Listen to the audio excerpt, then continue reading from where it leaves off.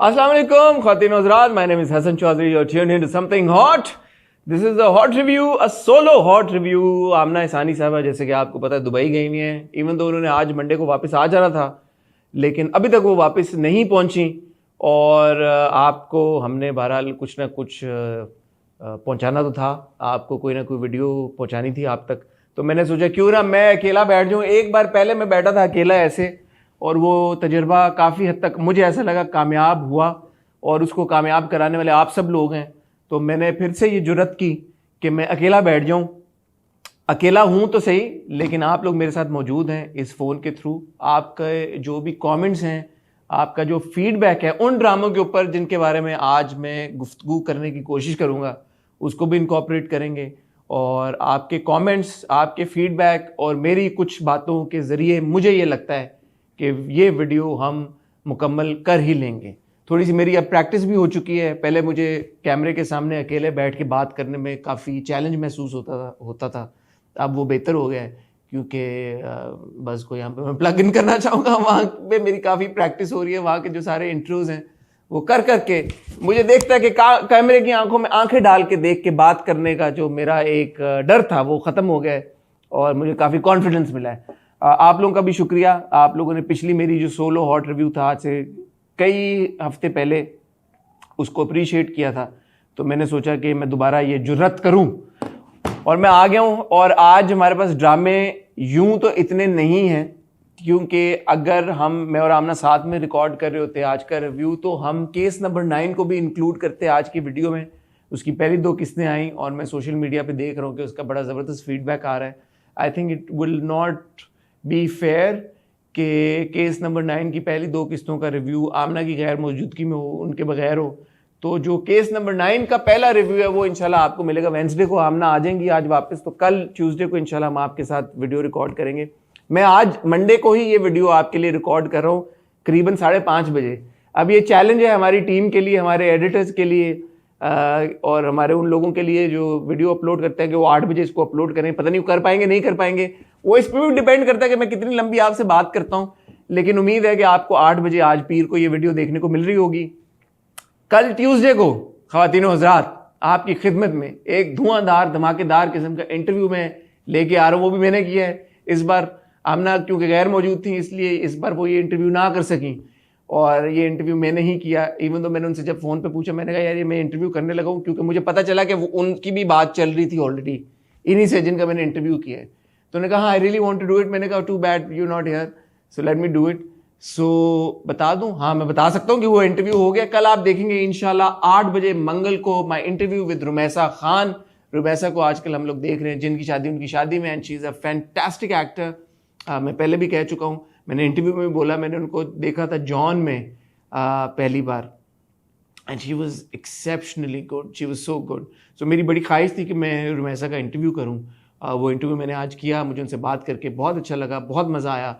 हमारी बहुत insightful yet fun conversation थी. आई थिंक रुमैसा का किरदार जैसा आप देख रहे हैं जिनकी शादी उनकी शादी में, वैसी ही वो रियल लाइफ में भी हैं. बड़ी दबंग सी, आउटस्पोकन सी, मज़े की बातें करती हैं. She's got a good sense of humour.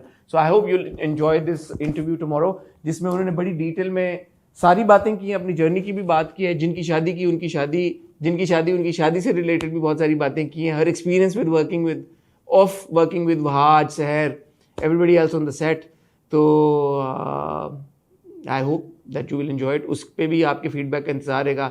Wednesday को इंशाल्लाह जब आमना वापस आ जाएंगी, जब तक आ चुकी होंगी, जो वेंसडे को आप हमारा रिव्यू देखें, उसमें हम आपके साथ केस नंबर 9, मैं मंटो नहीं हूँ, तमाशा और ऐन इश्क, इन 4 के जो रिव्यूज़ हैं वो आपके साथ शेयर करेंगे आज.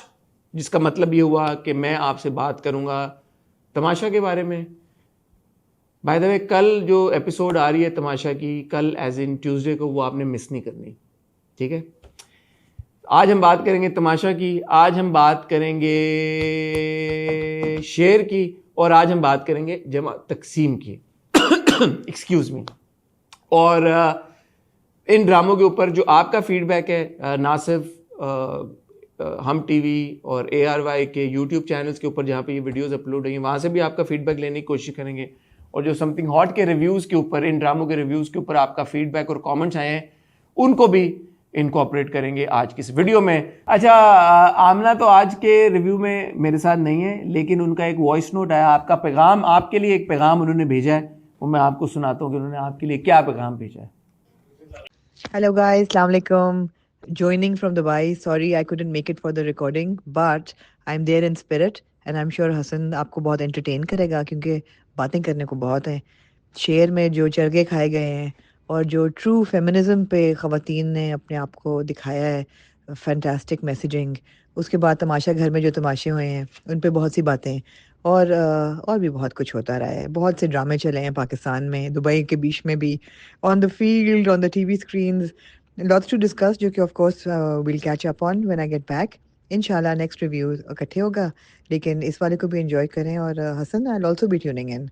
आप पे नजर है बहुत सख्त। ओह, सडनली प्रेशर बढ़ गया जी। Amna is also going to be tuning in, so I hope I do good enough job. तो चलते हैं पहले रिव्यू की तरफ। सबसे पहले बात करेंगे शेर की। तो without wasting any more time, even तो मुझे लगता है कि ये 5, 6, 7 मिनट का अकेले सोलो इंट्रो हो चुका है चौधरी साहब का, मूव करते हैं। पहला ड्रामा जो डिस्कस करेंगे वो है शेर। और शेर के मैं आपके भी कमेंट्स निकालूं साथ साथ, और फिर हम बात करेंगे कि आज इस हफ्ते की 2 एपिसोड्स में क्या हुआ है। जो बड़ी एक मिस्ट्री थी कि आहद अब अमेरिका चला गया है और उसके बैग में शेर ने क्या डाला है, वो मिस्ट्री हमें रिवील हुई। पता चला कि आहद के बैग में शेर ने ड्रग्स डाल दी थी, और वो ड्रग्स, क्योंकि शेर का प्रोटोकॉल था पाकिस्तान में एयरपोर्ट पे किसी ने नहीं पकड़ी, ना स्क्रीनिंग हुई, ना ट्रांजिट फ्लाइट पे स्क्रीनिंग हुई। शायद आहद की डायरेक्ट फ्लाइट होगी, शायद वो PIA फ्लाई कर रहा होगा अमेरिका के लिए, क्योंकि मुझे याद पड़ता है कि PIA फ्लाई करती नहीं है अमेरिका। आपको क्या लगता है? मुझे, मेरी जहाँ तक इन्फॉर्मेशन है, मुझे याद नहीं आ रहा कि एनीवे चलें, क्रिएटिव लिबर्टी ले ली। पाकिस्तान से ड्रग्स जो हैं वो पास हो गई, स्क्रीनिंग नहीं हुई, शेर ने अपने प्रोटोकॉल के थ्रू सब कुछ क्लियर करवा दिया। आहद भाई जब पहुँचे अमेरिका में, तो वहाँ पे उनके जब लगेज में से ड्रग्स मिली अमेरिकन अथॉरिटीज़ को, तो उन्होंने आहद भाई को वहाँ पे हिरासत में ले लिया। और ऑब्वियसली पीछे जो आप देख रहे थे, बदर साहब, बदर अंकल, बदर चाचू जो हैं, बदर जमान चाचू, वो बड़े परेशान हो गए कि उनका बेटा पकड़ा गया। और ये एक बिग रिवील हुआ। दूसरा जो एपिसोड जहाँ से शुरू हुई थी इस हफ्ते की, जो पहली एपिसोड थी, जो पिछले हफ्ते हमने देखा था, शेर जाता है शुजात साहब के पास, और मुझे बड़ी बात है, किरदारों के नाम खुद से याद हैं, मुझे पूछना नहीं पड़ रहा है, ना भूला हूँ, तो दैट्स गुड। तो शुजात साहब और शेर की जो मुलाकात हुई खेतों में, और जहाँ पे शेर ने बंदूक ऑफर की शुजात साहब को, पिस्तौल अपनी, और बोला कि आप मुझे गोली मार दें अगर आपको मेरी मौत ही चाहिए थी। तो शुजात अंकल ने आगे से कहा कि नहीं, तुम्हारी मौत मुझे नहीं चाहिए थी, मुझे तो इस बात का गम है कि मेरी बेटी ने मुझे दगा दी है। तो मैंने एक सेकंड के लिए सोचा, वहाँ पे मेरे जहन में आई ये बात कि बेटी ने भी तो दगा इसी बात पे दी थी ना कि आपको शेर की मौत चाहिए थी। That's what you wanted, right? You wanted शेर killed and you wanted your daughter to kill him. तो चाहिए तो आपको शेर की मौत ही थी, तो दगा आपको शेर की मौत ना मिलने पे ही मिली थी ना। तो kind of like I was like यार, बात तो शेर ने सही की शुजात साहब से, तो शुजात साहब ने जो आगे से कहा कि बेटी ने मेरी दगा दी, दैट उसका मुझे गम है। तो दगा का गम है या शेर को ना मारने का गम है? और शेर को ना, अगर इशू ये था शुजात अंकल को कि बेटी ने दगा दी और शेर को मारना वाज नॉट द मोटिव, तो फिर तो बेटी ने सही किया ना। तो शुजात अंकल कितने कोई ढाम दिखाए हुए हैं कि उन्होंने ये ना सोचा कि यार कि मेरी बेटी ने मुझे इस बात पे, बेटी भी तो अगर दगा देती, बेटी अगर फॉर एग्जांपल इस बात पे दगा देती, जो पिछली बात थी आहद वाली, चलो वो समझ में आता है, उस पर उन्होंने बेटी को माफ कर दिया ये कह के यार कि तुम एक बंदे को मार दो, जान से मार दो, कत्ल कर दो। अब उस पर अगर बेटी ने कहा यार कि बाबा I am a doctor, how can I kill someone, तो ये दगा और वो दगा जो आहद वाली दगा थी वो सेम नहीं थी। या वो शुजात अंकल शेर को ये कहना चाह रहे थे कि मुझे तुम्हारे मौत का प्रॉब्लम नहीं है, मुझे फजर ने जो दगा दी उसका प्रॉब्लम है, और वो दगा अगर फहद वाली बात पे वो दगा की बात कर रहे थे तो चलें फिर मुझे समझ में आता है। लेकिन उसके भी जवाब में शेर ने बड़े अच्छा, by the way Danish look really good in that sequence, his white shirt and you know his overall look was very good. इन 2 किस्तों में दानिश ने परफॉर्म भी बड़ा ज़बरदस्त किया है, उस पर भी आते हैं। बट जो शेर आगे से ये बात कहता है कि भाई आप फहद का गुस्सा आप मेरे पे निकाल रहे हैं, और फहद के ऊपर तो मुझे भी गुस्सा है, और फहद ने हमारा भी बेड़ा गर्क कर दिया, मेरा, मेरी बहनों का, मेरी माओं का, सबका जीना हराम इन लोगों ने किया हुआ है। फिर जब वो शेर चल के जा रहा होता है और शुजात अंकल ऐसे हवाई फायर करते हैं। तो मुझे ऐसा लगा, मुझे नहीं पता आप लोगों का इसके ऊपर क्या पॉइंट ऑफ व्यू होगा, इन दैट मोमेंट व्हेन शेर हियर्स दैट गन शॉट, मुझे ये लगा था कि शेर जो जिस तरह से दानिश ने रिएक्ट किया कि वो शेर है, तो शेर को मुझे ऐसा लगता है कि बजाय ऐसे वो जो एक हल्का सा डर जो ऐसे उसने ऐसे किया कि शायद उसको गोली लग गई है। तो मुझे ऐसा लगता है, मैंने शुरू में भी एक बात की थी जब शादी वाला सीक्वेंस था शुरू में, और फजर को शेर लेके आता है और फिर उसको लोग पकड़ के गाड़ी में बिठाते हैं और शेर का हाथ ऐसे शीशे पे आता है। शेर को आप केज नहीं कर सकते, इसी तरह शेर को डर नहीं होता। तो अगर वो गन शॉट सुनता तो शेर ज्यादा से ज्यादा ये करता, एक सांस ले लेता या आंखें बंद कर लेता, बजाय ऐसा करने के। उससे मुझे ये इंप्रेशन गया, मुझे नहीं पता आप लोगों को क्या इंप्रेशन गया, कि शेर डर रहा था कि उसको गोली लग जाए। शेर है, शेर डरता नहीं है। और शेर को शेर बनाकर दिखाया गया है, और वो शेर बनाने वालों ने दिखाया। अगर आप आगे चलें, और वो एक सीन था जब बदर जमान फाइंड्स आउट कि फहद जो है वो उधर अमेरिका में जेल में बंद है और शेर खाना खा रहा है। अगर आप वो देखें तो वो शेर जिस तरह से बोटी खाता है, वो आई थिंक वो यही दिखाने की कोशिश की गई है कि ये असल में शेर है, मतलब शेर शेर शेर है, शेर वाला शेर है, नॉट नाम का शेर। जिस तरह से वो अब यहाँ पे वो चल नहीं सकता इस इंसर्ट, मेरे ख्याल में आज हमारे इतना टाइम नहीं है, मैं कोशिश करूंगा अगर ऐड हो सका तो ऐड कर देंगे, बट आई थिंक इंसिनुएट यही करने की कोशिश की है। और आमना भी काफ़ी टाइम से ये कह रही है कि जिस तरह से शेर धाड़ता है, या जिस तरह से वो कभी कभी गुस्से में आ जाता है, पहले भी सीन्स में हमने देखा उसको रिस्ट्रेन करने की, जब हॉस्पिटल असाइलम के सीन्स थे, जब असाइलम के सीन्स थे उसको रिस्ट्रेन कर रहे होते थे, और जिस तरह से वो निकलना चाहता था या एग्रेशन शो करता था, तो शेर को बार बार शेर ही के तौर पे प्रेजेंट किया गया। तो फिर वो जब गोली चली तो जब वो ऐसे करता तो मुझे वो थोड़ा सा लगा कि उसकी ज़रूरत नहीं थी, उस एक्सप्रेशन को मेरे ख्याल में बेहतर किया जा सकता है। कितने गौर से देखा मैंने शेर, आप देखें, इस बात से अंदाजा करें। एनीवे, एक और जो बिग रिवील हुआ या मिस्ट्री हुई, शगुफ्ता वाली हुई सारी बात, शेर उसको अपनी बहन को ले जाता है मरजान को, वहां पे जाके मरजान उसको चमाड़ मार देती, शगुफ्ता ही नाम है ना, I hope I am taking the name correctly, I am taking the correct name. तो शगुफ्ता वाला सीन हुआ और चमाड़ हुआ। I was expecting more there also कि शायद, बट खैर एनीवे, शगुफ्ता का क्या है कसूर है, वो तो आहत का कसूर है कि उसने उस लड़की से शादी की, तो शगुफ्ता के साथ नहीं होना था। मेरे ख्याल में वो केस अब क्लोज हो गए, बट इतना जब कुछ दिखाया आपने शगुफ्ता शगुफ्ता शगुफ्ता, इतनी सारी किस्तों को हमने देखा, तो ठंडी सी एंडिंग थी शगुफ्ता के आर्क की, मुझे कोई खास मज़ा नहीं आया कि इतना जब आपने दिखा रहा था स्क्रीन टाइम, तो फिर कुछ एंड में शायद मुझे लगा कि कुछ बहुत बचा के रखा होगा। दूसरी बात मुझे अजीब सी लगी थोड़ी सी कि वो घर, जब मिर्जान और शेर वहाँ पे पहुँचते हैं उस घर में, और मरजान उस घर को देखती कहती है, जब वो शेर उसे बताता है कि ये शगुफ्ता का घर है, तो कहती है देखा मुझे लगा था अंगूठी इसी ने चोरी की होगी। तो वो क्या मतलब, मरजान का कहने का मकसद ये था कि वो एक अंगूठी बेच के उसने इतना बड़ा घर बना लिया। हालांकि मरजान ने खुद ये कहा था कि वो 4.5-5 लाख की अंगूठी होगी। तो आमना ने इस पर यह भी बात उठाई थी कि ऐसी कौन सी डायमंड की रिंग है जो 4.5-5 लाख की हो, याद होगा आपको। तो बस वही राइटिंग में झोल नज़र आता है मुझे कहीं कहीं पे, तो फिर मैं थोड़ा सा डिसअपॉइंट हो जाता हूँ। शेर और फजर के सीन्स अगेन ना होने के बराबर, वही वॉइस नोट्स पे जो लव स्टोरी चल रही है। तो ऐसे करते करते मेरे ख्याल में शेर अब ख़त्म हो गया। अगले हफ्ते उसकी 2 किस्तें, आखिरी 2 किस्तें आएंगी, और देख लेंगे क्या होता है। मैं आपके कमेंट्स की तरफ थोड़ा सा बढ़ता हूँ, मैंने कुछ मिस तो नहीं किया। हाँ, फहद का बिग शो डाउन, जो उसकी शेर की बहन उससे डर रही होती है, और फिर शेर सुन लेता है कॉन्वर्सेशन फहद की और अपनी बहन की, और वो कहती है कि इसने छुप के वॉशरूम में मेरी वीडियो बनाई है।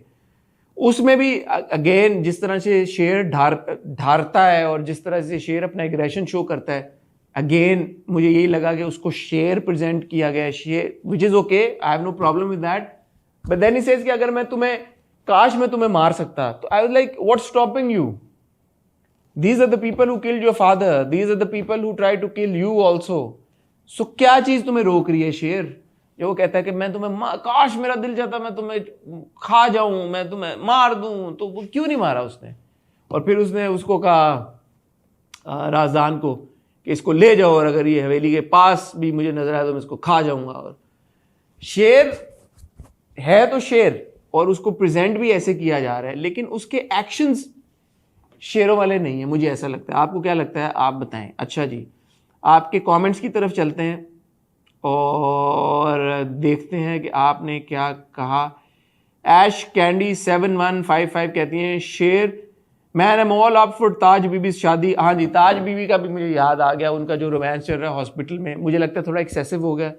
इतना ज़्यादा स्क्रीन टाइम ताज बीबी के रोमांस को, उनकी डॉक्टर साहब के बेटे के साथ जो पूरी इंटरेक्शन थी, फिर डॉक्टर साहब के साथ इंटरेक्शन थी, फिर सुनीता मार्शल का जो कैरेक्टर समरा के साथ जो पूरी इंटरेक्शन थी, it's too much focus on Taj. ठीक है, समझ आ गई, उनका ट्रांसफॉर्मेशन भी समझ आ गई, बट हर एपिसोड में इतने लंबे लंबे सीन्स होते हैं। आई हैव टू से with a lot of love and respect, Salman Shahid साहब इज अ लेजेंडरी एक्टर। मुझे लगता है बहुत बड़े हमारे मुल्क के एक्टर हैं, बहुत बड़ा नाम है। I see him just lying there on the bed, और पिछले 2-3 हफ्तों से इतना बड़ा नाम है, and I just feel that he is being wasted. मुझे नहीं पता आपकी इस पे क्या राय है, और मुझे नहीं पता इसको और किस तरह से डील किया जा सकता था, हैंडल किया जा सकता था। बट इतने वो बड़े अदाकार हैं और इतना उनका इमेंस टैलेंट है, इतनी उनकी स्किल है, और पिछले 3 हफ्तों से all we see of him is him lying on the bed in the hospital, and that too in the background. So I just feel that it is kind of, it's kind of disrespectful also to an actor of his stature, and then his talent being wasted. I don't know इसका solution क्या, मुझे नहीं पता. I understand कि जब आप एक actor को एक बड़े रोल में कास्ट करते हैं और फिर वो रोल के ऐसे कुछ सीन्स होते हैं, बट वो बार बार उन हॉस्पिटल वाले सीन्स को देखना मुझे वो फ्रैंकली स्पीकिंग थोड़ा सा बॉदर करता है. एनीवे, ऐश कैंडी लिखा, Sher man am all up for Taj Bibi shaadi, but what was that साग डूइंग इन द हॉस्पिटल. ऐसे डॉक्टर्स के लिए खाना कौन लेके जाता है. और समरा पुप्पो जो मैच मेकिंग का रोल प्ले कर रही हैं, वैसे किसी भी डॉक्टर से इतनी पर्सनल कॉन्वर्सेशन कैसे कर सकती हैं. It feels weird. Okay, I would not watch Sher in the cinemas. I enjoy watching dramas at home and movies in the cinema. Farah Somani 975. Okay.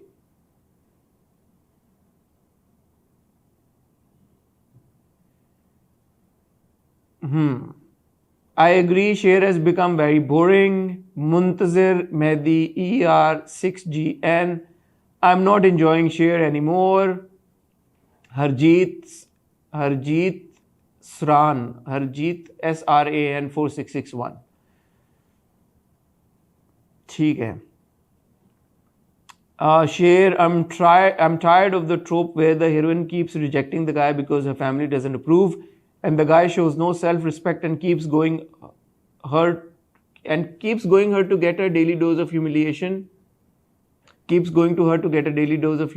Fajr doesn't behave like a foreign qualified doctor. She literally thinks she is her dad's property and he can abuse her as much as he wants. Sameen Shahid 7457. फजर America जा रही है, आपको थोड़ा सा उसने गलत prove कर दिया. She is behaving like a foreign qualified doctor. उसका इंटरव्यू की कॉल आ गई है, अब वो अमेरिका ज़ाहिर जाएगी तो नहीं, बट ये भी हुआ एक चीज़. एनीवे, मेरे ख्याल में शेयर पे काफ़ी बात हो गई है. OLIJ3X ने लिखा है, share fully board of it now. Don't know why I still tuned in. Feels like nothing has progressed ever since Sher was in the hospital. I thought things would pick up after he returned, but it's been just a repeat since weeks. About the father being angry, 33 episodes and the leads still aren't together or even getting much screen time, so what's the point? This comment was 2 weeks ago. तो या समझ में आता है कि audience का feedback भी काफ़ी सिमिलर है. जल्दी से मैं कोशिश करता हूँ कि शेर की जो इस हफ्ते जो एपिसोड आई है उससे भी कोई फीडबैक हम जल्दी से ले लें. तो एक सेकंड में आपको बताता हूँ कि वहाँ पे क्या लिखा हुआ है. अच्छा जी,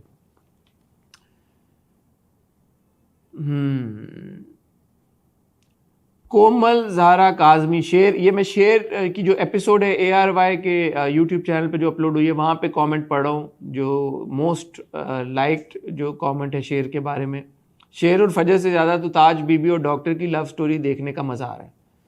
तो इनको कोमल को डॉक्टर की कहानी पसंद आ रही है.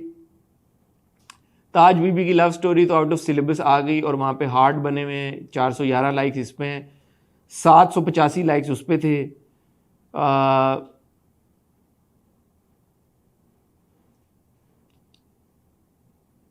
ताज बीबी को देख के किसको खुशी हुई, हाजिरी लगवाओ, इस पे 106 लाइक्स हैं। The way share eating chicken and said to Badar Zaman, इस उम्र में इतनी टेंशन नहीं लेते, हार्ट अटैक हो जाएगा। He is taking his revenge in full on lion king style, 333 likes on this. जब तक ताज बीबी को डॉक्टर से मुकम्मल मोहब्बत नहीं हो जाएगी तब तक काका साहब हॉस्पिटल में ही रहेंगे। 709 लाइक्स ऑन दिस। ताज बीबी और डॉक्टर की cute love story start, heart, 104 likes इस पे हैं। शेर ड्रामा का 136 ऑल एपिसोड्स देखने वाले किधर हैं, 910 लाइक्स इसके ऊपर। So people are watching it, ठीक है, गुड। मेरी तरह किस किस को अब शेर और फजर से ज़्यादा ताज बीबी और डॉक्टर की लव स्टोरी का वेट है, heart emoji, 426 likes on this. So there you go, the audience is appreciating and liking Taj Bibi's romance. तो मैं और आप कौन होते हैं भाई तनकीद करने वाले? लोगों को पसंद आ रहा है इसीलिए शेर के व्यूज़ भी आ रहे हैं। 15 मिलियन व्यूज़ हैं इस एपिसोड के ऊपर, एपिसोड नंबर 36 पे। क्या कह सकते हैं? मुझे नहीं पसंद आ रहा ताज बीबी का रोमांस, मुझे कोई ख़ास उसमें इंटरेस्ट नहीं है। मुझे शेर और फजर में ज़्यादा इंटरेस्ट है। तो मेरा ओपिनियन अपनी जगह और इन सब लोगों का ओपिनियन अपनी जगह। आगे बढ़ते हैं जमा तकसीम की तरफ। जमा तकसीम is a very important story and at times I feel that it is so close to reality that it actually gets a little disturbing. Not because कि कहानी में कोई प्रॉब्लम है, परफॉर्मेंसेस में कोई प्रॉब्लम है, डायरेक्शन में कोई प्रॉब्लम है, राइटिंग में कोई प्रॉब्लम, इसलिए नहीं मैं कह रहा। मैं कुछ कमेंट्स भी लोगों का फीडबैक देख रहा था कि वो क्योंकि ये इतना हकीकत पर मबनी है और इतना हकीकत से करीब है कि कुछ लोग जो हैं वो देखते हुए ट्रिगर होने। एंड आई थिंक आमना ने भी पिछली बार ये बात की थी, अब पिछली बार ये बात कही थी जमा तकसीम का रिव्यू करते हुए कि वो भी ट्रिगर हुई हैं। So that is a very good thing, but that is also I think kind of not a bad thing, but it does eight times because अगर आप किसी चीज़ को जब देख रहे हो और आप ट्रिगर हो जाएं या कोई चीज़ देखते हुए आपको इतनी अच्छी हो कि वो आपको उस सोच में ले जाए कि यार ऐसे हुआ था या कोई ऐसा एक्सपीरियंस आपको याद करे, फिर आप उसको अवॉइड करने लगते हैं। सो जमा तकसीम की अच्छाई ही शायद उसके लिए थोड़ा सा वो हो जाए, because it's too close to reality I feel. जो उसमें सारी थीम्स हैं, जो चीज़ें हैं, जिस तरह से दिखाई गई हैं। और इंटरेस्टिंग बात यह भी है कि बहुत सारी चीज़ें जब जमा तकसीम में हो रही होती हैं तो ज़रूरी नहीं है कि आप ये बोलें कि यार जो आप एक किरदार को अगर गलत लग रहा है तो गलत हो भी रहा है उसके साथ। फॉर एग्जाम्पल जब लैला के साथ कैस के पेरेंट्स की एक, स्पेशली जो जावेद शेख साहब का किरदार है, कैस के वालिद का, उनकी जो कॉन्वर्सेशन होती है और वो कहते हैं कि बेटा तुम्हें अगर काम नहीं करना दैट्स ओके, हम कोई जालिम सास ससुर नहीं है, हम तुम्हें शादी करके इस घर में इसलिए नहीं लेके आए कि तुमसे हम काम कराएं हैं, तुमसे कपड़े धुलवाएं या तुमसे खाने पकाएं। ये हमारे घर का एक निज़ाम है, एक हमारे घर का माहौल है, एक हमारे घर का वैल्यू सिस्टम है। तुमको अगर नहीं करना काम दैट्स ओके, लेकिन जो हमारा घर का एक माहौल और वैल्यू सिस्टम है उसको तब्दील मत करो या उसको तब्दील करने की कोशिश मत करो, हम इसमें सेटल्ड हैं। मुझे उनकी बात इतनी कोई अनरीजनेबल नहीं लगी, मुझे लगा यार फेयर है। कैस ने भी लैला को ये बात की कि तुम्हारे पेरेंट्स को पता था कि तुम मेरे घर का माहौल कैसा है, तुम्हारे पेरेंट्स बखूबी वाकिफ़ थे कि तुम्हें एक्सपेक्टेशन होगी कि वहाँ पे तुम्हें खाने पकाने पड़ेंगे या कपड़े धोने पड़ेंगे, तो फिर तुम्हारी अम्मा क्यों, why she looking down upon all of this and saying कि यार कि तुम वहाँ पे खाने पकाने पड़े। तो कैस भी मुझे लगा कि यार वो रीजनेबल बात कर रहा है, वो इतनी अनरीजनेबल बात तो नहीं कर रहा। ऑन द अदर हैंड जो कैस की भाभी हैं उनका रवैया वाकई में अनरीजनेबल है। जिस तरह से वो अपनी नई देवरानी को जिस तरह से वो ट्रीट कर रहे हैं, जिस तरह से कॉन्स्टेंटली उसको नीचे गिराने की कोशिश कर रहे हैं, उसकी बुराइयां कर रहे हैं, तो वो तो अनजस्टिफाइड है। तो इट्स मिक्स एंड मैच। कहीं कहीं चीज़ों पे मुझे लगता है कि कैस की फैमिली ठीक है, कहीं कहीं चीज़ों पे ऑब्वियसली इट इज़ एविडेंट कि जो कैस की भाभी हैं उनका बड़ा बुरा रवैया है लैला की तरफ, और वो कान भी भर रही हैं जाके सास की। तो ये इंटरेस्टिंग चीज़ है कि आपको ये सोचने पे मजबूर करे कि यार इसका फिर सोल्यूशन क्या था, व्हाट वाज द सोल्यूशन।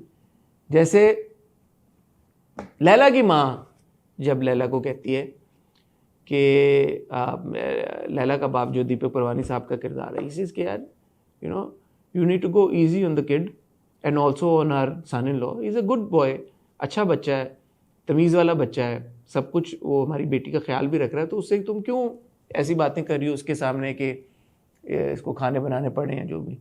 तो कहती यार मैं तो ख्याल करूँगी अपनी बेटी का, मैं तो नहीं ये बातें कहना छोड़ूंगी, क्योंकि इस तरह तो वो मेरी बेटी का और ही उसको और डगर पे एक ले जाएंगे, और जो उसकी एक जिस तरह से हमने अपब्रिंगिंग की है, ये जो उसके गोल्स हैं या हम जो चाहते हैं वो करे, वो नहीं कर पाएगी। मुझे वो बात भी रीजनेबल एक्सक्यूज मी, मुझे ये बात भी रीजनेबल लगी। मुझे लगा कि यार ये लैला की माँ भी बिल्कुल ठीक बात कर रही है। सोल्यूशन क्या, वही। So when you see all these scenes and when you see all of this happening, Laila जो है वो भी she is trying to give her 100%। वो खाना बनाना इवन तो उसको नहीं आया, रोटियां भी उससे सही नहीं बनी, कोशिश तो कर रही है वो नहीं चाह रही कि उसके दिमाग में ये कतन नहीं है अभी तक कि वो इस घर को तोड़ दे या अलग हो जाए। कोशिश वो यही कर रही है कि वो एडजस्ट करे। लेकिन ये कहाँ पे हमने देखा था, कहाँ पे हमने, मुझे अभी याद नहीं आ रहा, जहाँ पे वो था कि रोटी मेकर ले आए और रोटी, कहाँ था यार ये क्या हुआ है, forgot something I've forgotten। तो ये लाइफ को अगर अपनी कि क्या था, कहाँ था यार वो रोटी मेकर वाला था कि जिसमें आपने रोटी मेकर से रोटी बनाई है। परवरिश में क्या दिखा रहे हो, परवरिश, यू रिमेंबर? हाँ, तुमने देखा हुआ परवरिश? गुड। परवरिश में था, तो परवरिश में भी यही बात थी कि अगर आप अपना उसको जिंदगी को आसान बनाने के लिए अगर आप किसी चीज का सहारा ले रहे हो, अगर आप ऑटोमेटिक वॉशिंग मशीन ले, उसमें क्या प्रॉब्लम है, कपड़े तो लैला नहीं धोने हैं ना, तो अगर ऑटोमेटिक वॉशिंग मशीन आ जाती है इसमें क्या इशू है? क्या नहीं जी, कि उनके पास अगर ऑटोमेटिक नहीं है तो उनके पास भी होनी चाहिए automatic. What is the problem? So again जमा तकसीम what it does is that it makes you think कि यार कि what is right, what is wrong, किसकी कितनी बाउंड्री है, उसको पुश करनी चाहिए, नहीं पुश करनी चाहिए, किस एक्सटेंट पे जाना चाहिए। All of that is very well executed, I feel. So, Sarwat Nazir साहिबा, अली हसन, राइटर डायरेक्टर, उनको shout out. I think Mawra and Talha are doing a very good job, दोनों की परफॉर्मेंसेज, स्पेशली मावरा जो लैला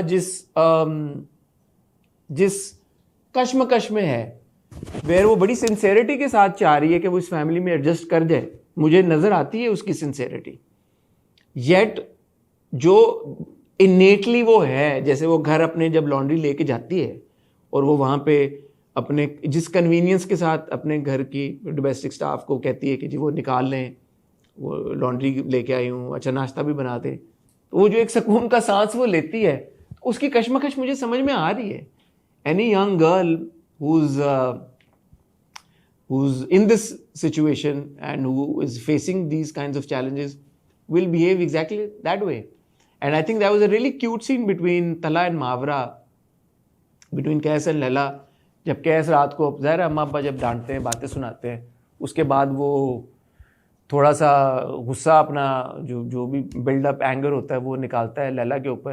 और फिर next morning when Laila is pretending to be asleep and Qais पर्दे को पहले पीछे करता है, फिर उसके पास आता है, फिर हाथ से उसके धूप रोकता है। I think that was a cute scene. और उसको कहता है कि उठ जाओ अब, मैं I know you are awake, और वो बहुत कहता है आंखें खोलो, और वो आंखें नहीं खोलती, और वो फिर चला जाता है और फिर वो आंखें खोलती है। तो दम है कहानी में। It is well executed also, it is well acted.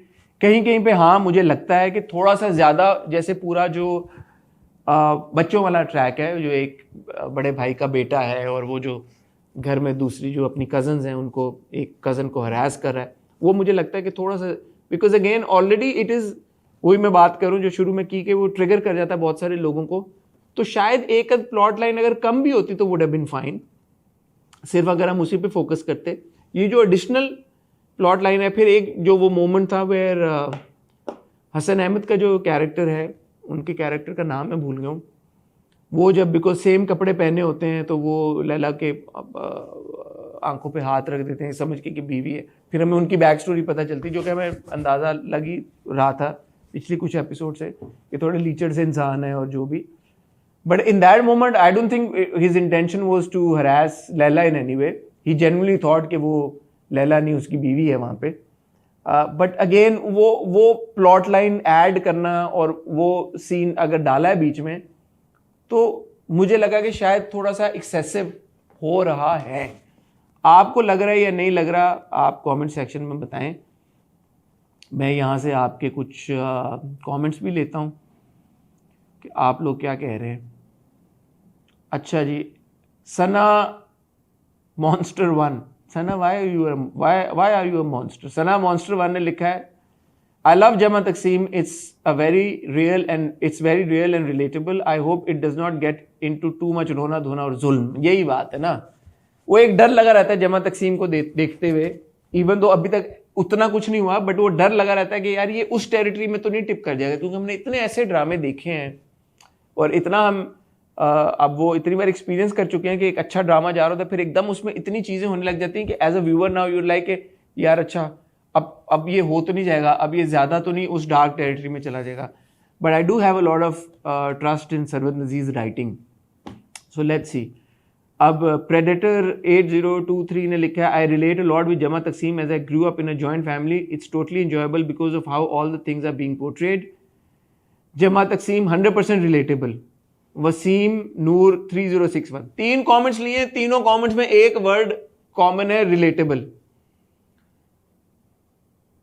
Jama Takseem is such an underrated gem. Kylie Vans 8499, Jama Takseem hard. Jama Takseem यार बहुत अच्छा है, बट कैरेक्टर्स की लिमिटेशन होनी चाहिए। शहनाज बीबी X7F, ये देखें, अब ये बात वही है जो मैं कह रहा हूँ। अली बिन आबिद 367 कहते हैं, आमना की एक बात बहुत अच्छी है कि आमना वो बातें कहती है जो मेरे दिल में होती हैं। जमा तकसीम में लैला से सारा खाना बनवाना, मावरा के माथे पे बाल, दानिया का इरिटेटिंग रैप, ओपरा, अच्छा ये उधर उसमें चले गए हैं फिर तमाशा में भी, ठीक है। ये बेसिकली कमेंट आमना की तारीफ में था। फातिहा हेमल ने लिखा है, जमा तकसीम रियली अ गुड ड्रामा इन 2025 चल रहा है, but issues of joint families आज भी यही हैं। आज भी लड़की अपने ससुराल में बिजी होकर क्वालिटी टाइम हस्बैंड के साथ नहीं स्पेंड कर सकती। बीनिश तौसीफ 8262 ने लिखा है, Jama Taqseem is so relatable for those who have lived और are living in joint family. फिर रिलेटेबल आ गया। अच्छा, लेकिन सिदरा कफील 9160 ने नीचे जवाब दिया है, sorry I can't relate to it at all being born and lived in a joint family. Yes, the pressure of kitchen work is all there in joint families always, but this drama is so OTT। तो वही बात है, शायद कुछ लोगों को कुछ themes ड्रामे की ऐसे लगें कि वो एक्सेसिव हैं। Would definitely be watching Jama Takseem, finally a good show on Hum after Karze Jaan. Momina Kashif 3188, true Jama Takseem is enjoyable so far. SR Mithu, Jama Takseem is actually very real. Ramisha Salim 733, मुझे जमा तकसीम चांद तारा Aiza and Danish वाले ड्रामे जैसा लगा। जीशान, उनके कोई 10 A's और 3 N है उनके नाम में, ठीक है। सो जमा तकसीम really enjoyed Jama Taqseem, well written, executed and perform, looking forward to watching it. Fayaz Habib 4093। तो आप जैसे देख सकते, ये आप लोगों के कमेंट्स थे हमारे रिव्यूज़ के ऊपर, तो मेजॉरिटी आप लोगों में से इससे रिलेट कर रही है, इसको पसंद कर रही है, इन्जॉय कर रही है। अब हम चलते हैं हम टीवी के यूट्यूब चैनल के ऊपर, जहाँ पे जमा तकसीम की एपिसोड अपलोड हुई है, उनके कुछ टॉप कमेंट्स देखते हैं। सिया7610 का कमेंट जो टॉप कमेंट है 1200 लाइक्स के साथ, उन्होंने लिखा है if they showed once again हम साथ साथ हैं in the end after showing so many realistic issues of joint family this drama would be a fail. अच्छा, इंटरेस्टिंग बात ये एवरीबडी वाचिंग जमा तकसीम, लेकिन हर किसी को कोई ना कोई रिजर्वेशन है जमा। ये this is very interesting because इतने व्यूवर्स हम सब डसे हुए हैं कि एक अच्छा ड्रामा शुरू होता है और फिर उसके बाद उसमें कुछ ना कुछ झोल, कुछ ना कुछ प्रॉब्लम, कुछ ना कुछ इशू आ जाता है कि everybody is really very apprehensive जब कोई अच्छा ड्रामा शुरू होता है, which is I don't blame the audience, I think it's quite fair. और ये हमारे साथ, आपके साथ इतनी बार ऐसा हुआ है कि आप ये देखें, इवन ये 1200 लाइक्स है इसके ऊपर, और अगर आप इसके रिप्लाई सारे पढ़ें तो everybody is agreeing with this person. I hated the elder Bhabhi. So relatable. I thought that the other Bhabhi was good, but in this episode it was shown that she was the main reason for the fight. Literally, Princess Ira 431 likes इस comment में। Husband wife की आपस की कोई नाराजगी नहीं होती, सारे मसले बस इस जॉइंट फैमिली सिस्टम से होते। This drama is really based on reality. 675 likes. Wow, I was so irritated when Rashta completely ignored what Maria said about Zishan harassing Sidra. Like she didn't even bother properly speaking to her own daughter, just wants the other gossip. I hope that Cass is the one to make them shift, not Lela. He should realize on his own how incredible his family is. OLI J36. I just read OLI J36 is another comment also. भाई एक और इनके तो multiple comments popular हैं। This drama literally based on reality. Who agrees? 417 likes. पिछले वाले पे 220 likes थे। हाय बेचारी बेटियां, मेरी 3 बेटियां और मुझे इतना डर लगता है इस वक्त से। शुक्र है मेरा ससुराल अच्छा है, अल्लाह हर बेटी के साथ साथ मेरी बेटियों के नसीब अच्छे करे। Arts spice fun 687 likes। Interesting comment. मेरे ख्याल में यहाँ पे पेरेंट्स का रोल आ जाता है, और यहाँ पे रोल आ जाता था लैला के पेरेंट्स का। रियलिस्टिक दिखाया ना कि अगर इतना ज़्यादा फ़र्क है 2 फैमिलीज़ में, तो ये जो सारी चीज़ें हैं करने की, जो अब कैस के पेरेंट्स भी सोच रहे हैं, कर रहे हैं, जो लैला की वालदा भी सोच रही हैं, कर रही हैं, ये चीज़ें शादी से पहले सोचने और करने की होती हैं।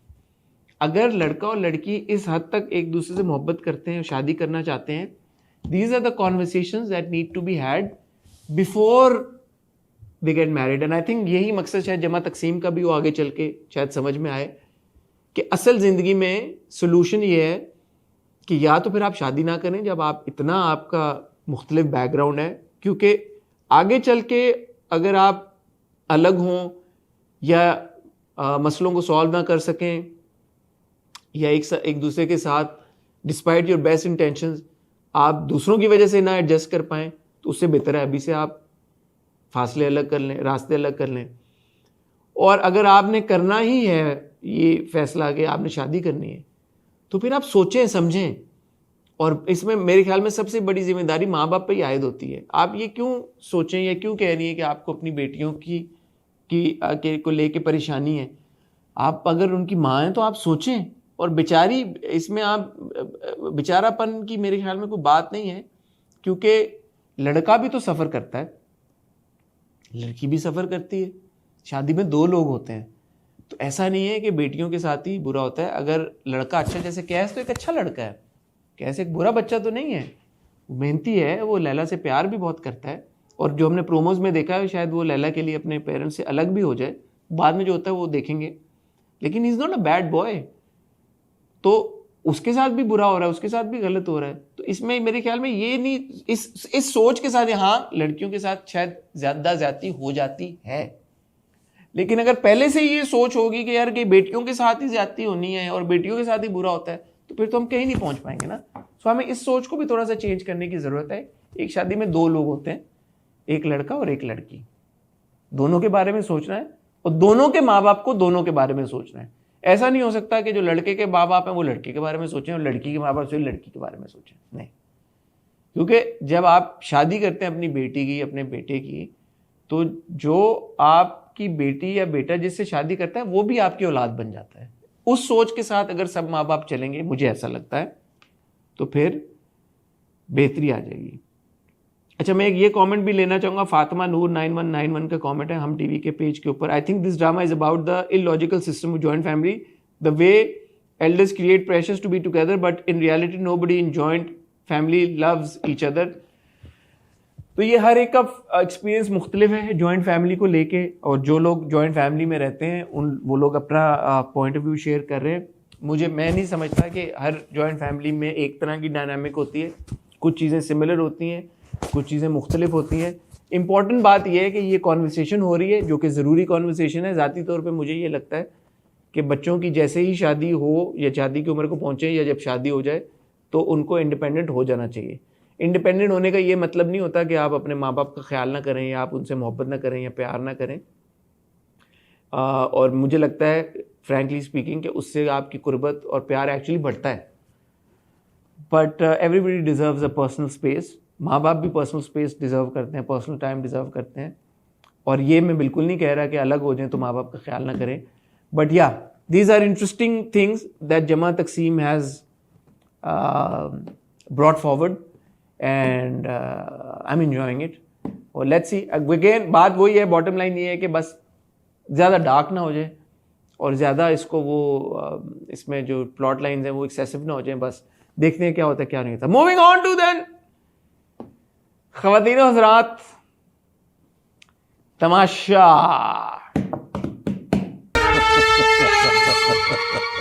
तमाशा का मज़ा आता है जब आमना हो साथ में, लेकिन बहुत सारी एपिसोड्स इकट्ठी हो गई हैं तो कुछ ना कुछ तो कॉन्वर्सेशन तमाशा के ऊपर बनती है।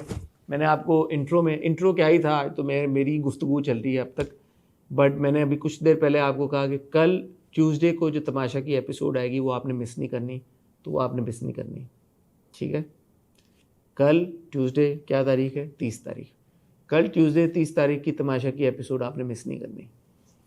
इस हफ्ते जो कुछ तमाशा में हुआ और उसके बाद जो एलिमिनेशन हुई, मैं देख रहा था पिछले हफ्ते की एलिमिनेशन से तो कुछ लोग खुश नहीं थे। इस हफ्ते की एलिमिनेशन से बहुत सारे लोग, ऑलमोस्ट सारे लोग बहुत खुश हुए। ऑफ कोर्स मैडी और दानिया एलिमिनेट हो गए। उससे पहले हम देख रहे थे काफ़ी सारी टास्क हुई। एक टास्क जो मुझे अब याद है, क्योंकि अब काफ़ी टाइम हो गया पिछले पूरे हफ्ते को, हम आगे निकल चुके हैं, बट एक टास्क जिसके बारे में बात करना चाहूँगा, जिसको मैंने बहुत इन्जॉय किया, वो थी उनकी थिएटर परफॉर्मेंस। आखिरी जो हमने मेरे ख्याल में बात की थी वो तभी बात की थी जब थिएटर वाली टास्क का प्रोमो आया था। उस वक्त परफॉर्मेंस हुई नहीं थी, but when I saw that performance I was actually very impressed by Malaika, Omi and Muslim. I think all three of them did a fantastic job, and that theatre performance of theirs was quite something. Especially Malaika, because we keep hearing that she's not acted before, and ये उनकी पहली acting performance of any kind थी, चाहे जितनी भी छोटी हो, but पहली ही थी. I think she was very powerful, और expressions, आवाज़, वो गुड़िया को इस तरह ज़ोर ज़ोर से जो कैंची मारना, I think she got injured also. बाद में अगले दिन हमने देखा उनके हाथ पे पट्टी वट्टी भी बन रही थी, so that was really good. But Muslim I think was also equally good. Muslim का ये है कि I think I am not sure, I think he is NAPA trained, but his performance as joker or as that clown that he was playing was also very good. Omi, I was actually expecting a lot more. Not that his performance was bad, but मुझे लगता है कि ओमी की performance इससे भी शायद बेहतर हो सकती थी. For him, probably this was too close to reality. मुझे कॉन्सेप्ट भी उनका बहुत पसंद आया. By the way, जो तीनों ने कहा कि हम अपनी अपनी ज़िंदगी के कुछ एक्सपीरियंसेस को या उनसे इंस्पिरेशन लेके डिपिक्ट करना चाहते हैं, परफॉर्म करना चाहते हैं. तो Omi was also very good. I am not saying he was bad, but मेरी नज़र में मलाइका एंड मुस्लिम को एक नंबर शायद एक्स्ट्रा मिले. मलाइका को ज़्यादा मिले because she is got no experience. Saif, Zainab और कमल लोगों वाला भी एक्ट अच्छा था, मुझे बुरा नहीं लगा. उनका बड़ा वो वाला एक्ट था कि जो मतलब क्लीशेड तो मैं नहीं कहूँगा, बट हाँ एक टिपिकल सा जो आप एक्सपेक्ट करते हैं कि यार इस तरह की परफॉर्मेंस होगी तो इस तरह का कॉन्सेप्ट और इस तरह का आइडिया होगा, विमेन एम्पावरमेंट ये वो. तो it was also very good. Saif का गिटार बजाना और गाना गाना, वो तो खैर सैफ का गिटार और गाना तो हम सबको पसंद आ ही रहा है, पहले दिन से हम इंजॉय भी बहुत कर रहे हैं. ज़ैनब ने भी आई थिंक अच्छी परफॉर्मेंस की. कंवल ने भी ठीक ठाक परफॉर्म कर लिया. जो पूरी उनकी आपस में बात हो रही थी कि कंवल जो है उसको बीवी का रोल करना है और वो सब कुछ, तो उसमें था कि कंवल परफॉर्म नहीं कर पाएगी. तो मुझे ऐसा नहीं लगा कि अगर कंवल बीवी बन जाती तो वो परफॉर्म ना कर पाती. I think as mother and as sort of like, पहले वो माँ जिसको मार पड़ती और फिर वो माँ जो कि अपनी बहू को शुरू में वो जब अपने बेटे से मार पड़वाती है, बाद में वो रोक देती है ऑब्वियसली अपने बेटे को. तो वो जो एक वेरिएशन थी एक्सप्रेशंस की कमल की, वो भी बहुत अच्छी थी. सो अगर if she played Saif's wife in that play, तो मेरे ख्याल में she would have done a good job. तो अच्छा था, वो भी अच्छा था. मैडी और सॉरी मुस्लिम मलाइका और ओमी वाला तो ज़ाहिर है बहुत अच्छा था, but this was also not bad. What was bad was जो तीसरा था, जो तीसरी परफॉर्मेंस थी. तीसरी परफॉर्मेंस थी किसकी? तीसरी परफॉर्मेंस थी मैडी और माहम और सारा नीलम और यासीन. अच्छा, वो उस परफॉर्मेंस को मैं जब देख रहा था, फिर मैं देख रहा था कि उनके ज़ाहिर है जब वो परफॉर्म करना था, उन्होंने उनके आर्गूमेंट्स भी बहुत हो रहे थे, उनकी लड़ाइयाँ भी बहुत हो रही थी, उनकी नोकझोंक हो रही थी कि अच्छा मैं करूँगी, मैं लिखूँगा, ये करूँगा, वो करूँगा. मैंने कहा पता नहीं क्या ही बन रहा है यार, कोई ऑस्कर विनिंग कोई प्रोजेक्ट बनने जा रहा है. लेकिन जब मैंने वो परफॉर्मेंस देखी तो आई वाज क्वाइट डिसअपॉइंटेड. सबसे ज़्यादा डिसअपॉइंटेड मुझे यासीन में हुई, बिकॉज अपेरेंटली यासीन ने पहले एक्टिंग की हुई है, पहले काम किया हुआ है, और फिर यासीन ने बहुत ये बोला भी कि मैं तो ओमी से जीता हूँ एक कंपटीशन या वो, जिस बात पे मुझे यकीन आया तो नहीं, लेकिन अगर यासीन कह रहा है तो ज़रूर जीता होगा. I think Omi is a much better performer than Yasin. तो यासीन का जो एक्सेंट था वो शुरू कहाँ से हुआ? एक तो जिन लोगों को पंजाबी बोलनी नहीं आती, मेरे ख्याल में उनको पंजाबी बोलनी नहीं चाहिए. मैं ये कह सकता हूँ क्योंकि मैं पंजाबी हूँ, तो मुझे थोड़ा सा जब पंजाबी एक्सेंट की मौकरी बनाई जाए, आई अंडरस्टैंड कि यार आप पंजाबी अगर आपकी फर्स्ट लैंग्वेज नहीं है और आप गलत प्रोनाउंस कर दें, दैट इज़ फाइन. लेकिन आप एक्सेंट ही गलत वो करके मेरी तूने क्या कर, कौन सा पंजाबी ऐसे बात करता है यार? मेरी सारी उम्र पंजाबियों में गुजरी है, ऐसे कोई बात नहीं करता. तो वो थोड़ा सा अनोइंग हो गया. Maham I think was comparatively better. Maham के एक्सप्रेशंस भी ठीक थे, मैं ये नहीं कहूँगा बहुत अच्छे थे, ठीक थे.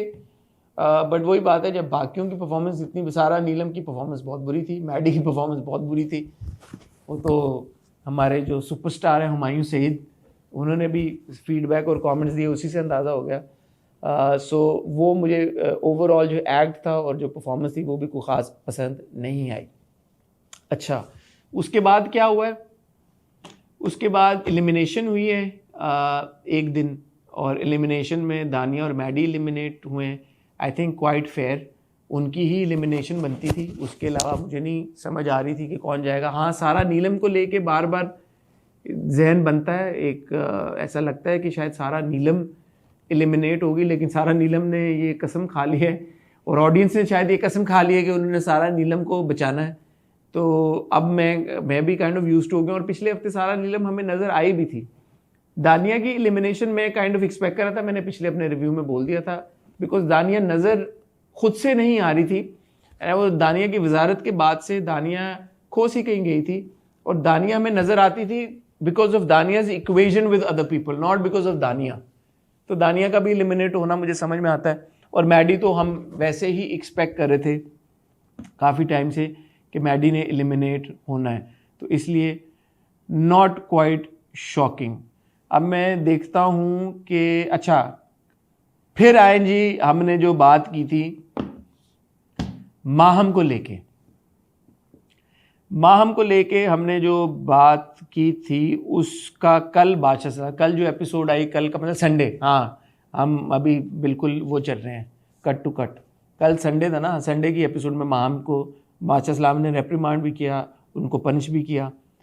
और जहाँ कल की बात आती है, मैं दोबारा कहूँगा कल ट्यूसडे की एपिसोड आपने मिस नहीं करनी, ठीक है, ज़रूर देखनी है. कल बादशाह सलामत ने फाइनली माहम की क्लास ली और ठीक ठाक क्लास ली। माहम को बिठाया, माहम फिर सुबह उठी और उठने से पहले माहम ने बल्कि उठी भी लेट, गाना जब चला माहम डिडंट वेक अप। उसके बाद माहम ने मेकअप में फिर दोबारा टाइम लगाया, फिर माहम ड्रायर अंदर लेगी।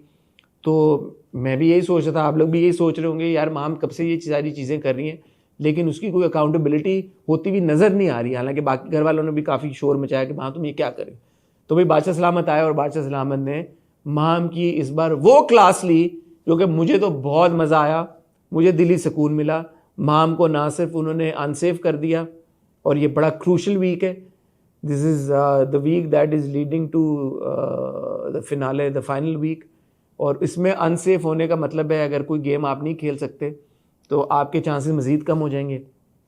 हो सकता है कोई मिड वीक भी एलिमिनेशन हो जाए। बार बार हम सुन रहे हैं, मुझे नहीं पता होगी मिड वीक एलिमिनेशन या नहीं होगी। सो इस मोमेंट पे आके अनसेफ होना वाकई में एक बड़ी सज़ा है। तो मुझे खुशी हुई कि फाइनली माहम को वो सज़ा मिली। मुझे तो वैसे नहीं लगता था कि मैं तो हमेशा कहता हूँ कि बादशाह सलामत बायस नहीं है। मैं ये सवाल उठाता था, आमना को लगता था वो बायस है, लेकिन बादशाह सलामत ने इस बार प्रूव कर दिया कि उनके कोई बायसेस नहीं है।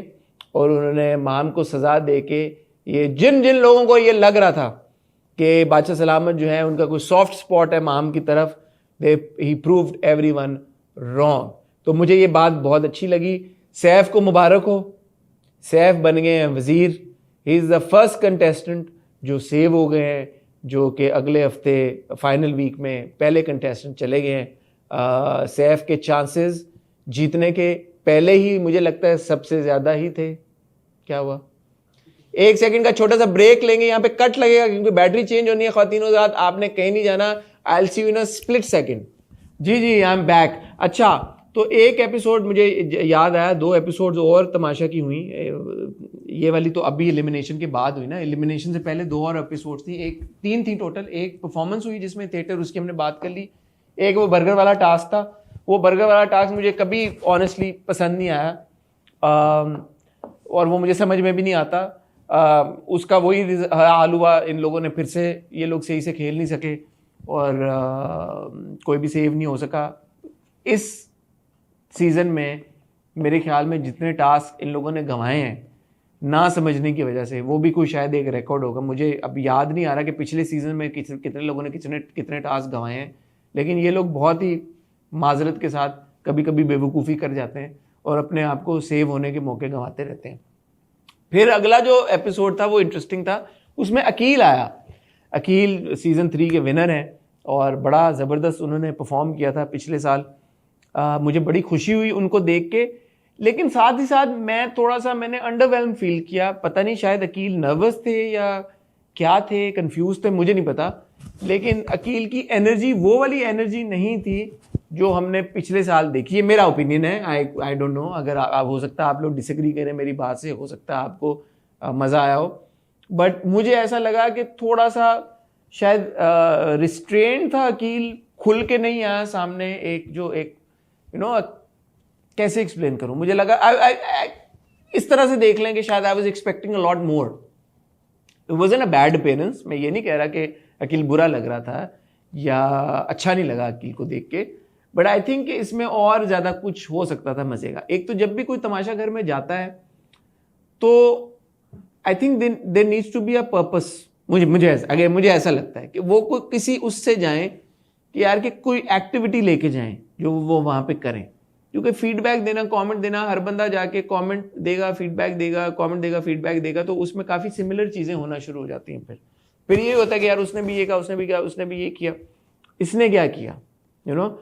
But it was good to see Akeel. I am very fond of him and again he is a true entertainer. Akeel ने जो गाने गाए और जिस तरह से सब ने रिएक्ट भी किया अकील को देख के, और जो विनर वाली अकील ने बातें की कि मैं क्योंकि विनर हूँ, और ये कुछ 600 बार अकील ने बात की कि मैं क्योंकि विनर हूँ। आई नो वो जान के कर रहा था। सो दैट वाज ऑल गुड।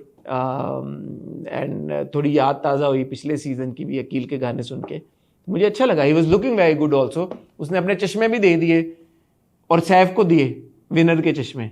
तो शायद अकील की नज़र में सैफ ही विनर है, जो अकील ने अपने विनर वाले चश्मे सैफ को पहना दी, इवन तो शुरू में उसने वो चश्मे दिए और कहा कि विनर के चश्मे पहन के बताओ कि आपको क्या दिख रहा है और क्या लग रहा है। उसका आई थिंक ओमी ने सबसे अच्छा जवाब दिया कि मैं इस चश्मे पहन के देख रहा हूँ कि ट्रॉफी मैं रिसीव कर रहा हूँ। वो किसी और को समझ नहीं आई थी बात, बट चश्मे गए एंड में सैफ के पास। मैं देख रहा था अकील ने सबको कुछ ना कुछ दिया लड़कों को, और फिर मैंने देखा किसी ने कमेंट किया हुआ था कि लड़कियों को कुछ नहीं दिया। तो भाई एक या तो बंदा एक बैग बोरी भर के लेके जाए सबको सामान देने के लिए, किसको क्या देना है किसको क्या देना है, but it was a sweet gesture. अच्छा, अब यहाँ पे देखते हैं कि आप लोगों का क्या फीडबैक आया हुआ है तमाशा को लेके, आपके कुछ कमेंट्स लेते हैं।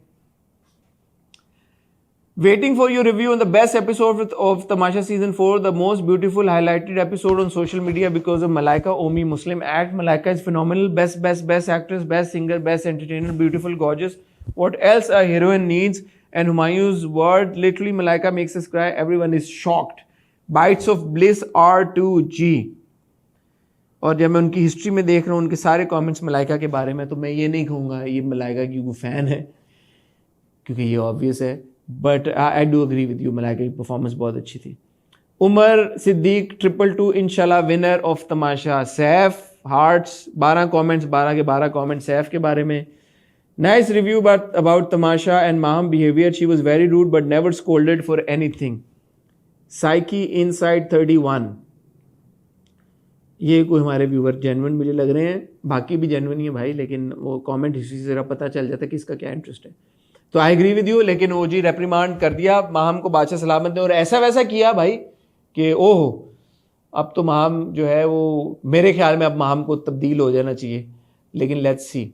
और मैंने कहा ना सैफ वजीर बन गया, मुबारक, वो हो गई बात, हमने सैफ को वजारत की मुबारकबाद दे दी है। एनीवे, फलक अमीन 6387 ने लिखा है तमाशा आप लोग इतनी प्रीवियस एपिसोड का रिव्यू करते हैं तब तक मज़ा नहीं आता, ना याद रहता है लेटेस्ट एपिसोड का, क्या करें? बाकी बहुत सारे चैनल्स लेटेस्ट कर रहे होते हैं, मैं क्या करूं फलक, हम तभी रिव्यू करेंगे जब हम कर पाएंगे। इतना कंटेंट हम देख रहे होते हैं, हमारे लिए मुश्किल है रोज़ रिव्यू करना। कोशिश करते हैं कि आपके पास लेटेस्ट लेके आए। अभी तो फिलहाल तो ये लेटेस्ट ही आ रहा है, कल ही एपिसोड आई है, कल तक की सारी एपिसोड्स को मैंने कवर कर लिया है। Guys can you do something for the comment section? Tamasha के रिव्यू की वजह से ड्रामाज के रिव्यू के ऊपर लोगों के कमेंट ढूंढना पड़ता है। It's hard for us who don't watch Tamasha. Mehreen Sabharwal 8241, Mehreen आपके नाम में सब्र आता है तो बस आप सब्र करें, मैं क्या कह सकता हूँ, this is something we can't do anything about. यार तमाशा का इतना कम रिव्यू, वाई भाई आप लोग जो इतना रिव्यू कर रहे हैं तमाशा को, हम क्या करें? आप भी इतने माशाल्लाह कर रहे हैं।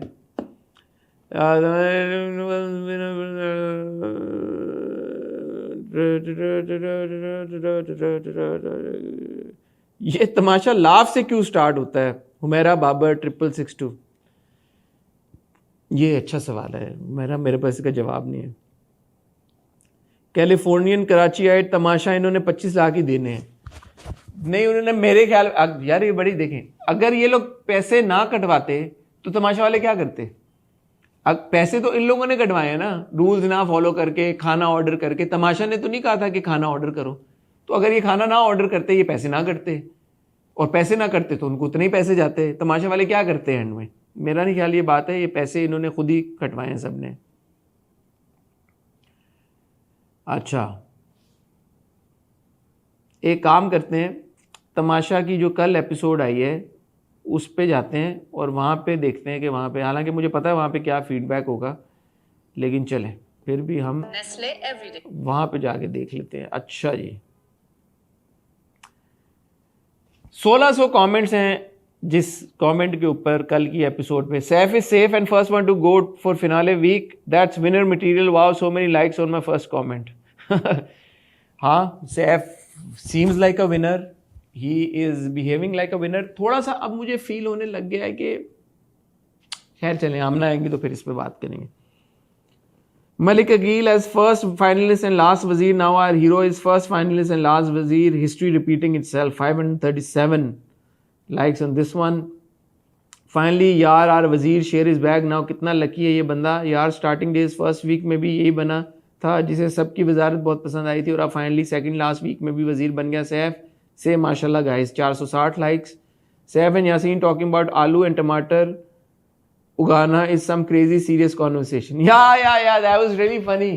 कल की एपिसोड में जो सैफ ने कहा कि बीज उगा लेते और हम यहाँ पे टमाटर उगा लेते और आलू उगा लेते, आई think he was joking but that was funny. When Omi was fighting with Maham, it was just a stressful duration, but as soon as Saif stepped in the fight, it became more fun and entertaining.